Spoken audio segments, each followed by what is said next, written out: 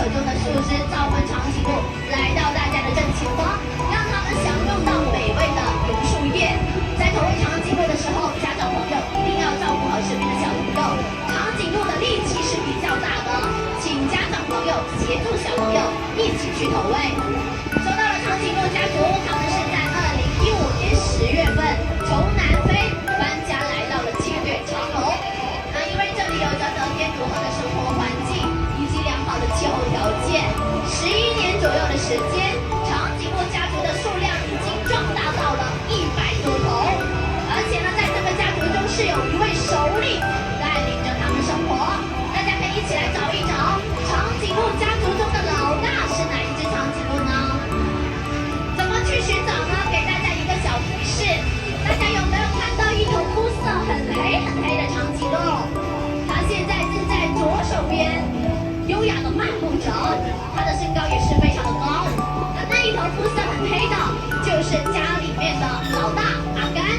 阿甘今年14岁了，在这里呢，他有一位非常漂亮的夫人，叫黑珍珠。他和黑珍珠共同孕育了长颈鹿宝宝，高高圆圆。长颈鹿的出场仿佛为这场大迁徙按下了一个慢放键。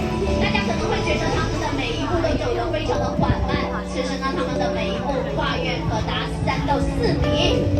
长颈鹿呢，不仅是这片草原上的模特天团，也是这片草原上的瞭望塔。在这场大迁徙中扮演着非常重要的角色。他们有着身高优势，站得高，望得远，他们可以眺望远方，并非是一帆风顺的，不仅会遇到狮子猎豹的入侵。当他们经过一些河流的时候，尼罗奥往往也会在河中等待着他们。所以动物大迁徙其实就是一场惊心动魄的生命接力比赛一样。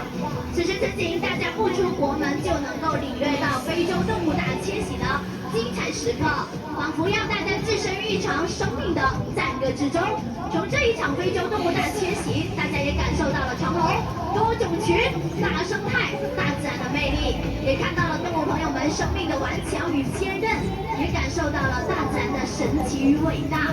他们的故事让我们深刻地认识到，地球上的每一个生命都值得我们尊重和保护。让我们共同守护这片美丽的非洲大草原，让这些动物朋友可以在这片大草原上自由地迁徙、自由地飞翔，书写属于他们的生命。